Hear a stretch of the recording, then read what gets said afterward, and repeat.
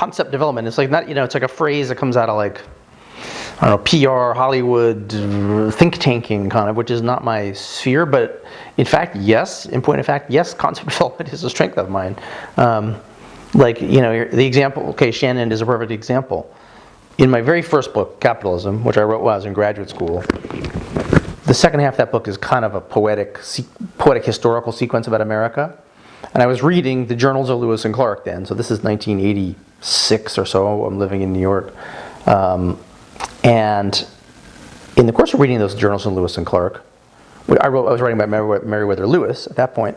I just noted as a kind of detail, like, oh, this guy George Shannon got lost for 16 days. Isn't that interesting? I wonder what that experience was like. And I just kind of like bookmarked it in my mind.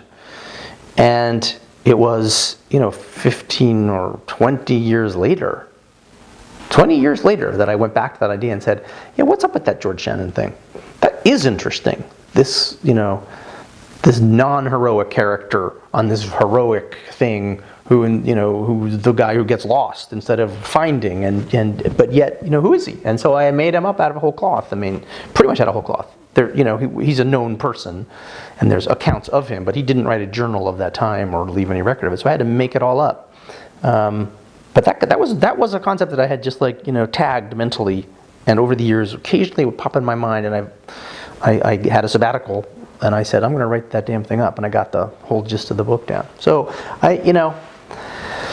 yeah, it's not a very common thing, I don't think, for poets to do, but maybe even not a very logical thing for poets to do, but I do like to do it. In between, writing regular poems, to have this kind of concept-y book going. I've always got a couple books going at a time.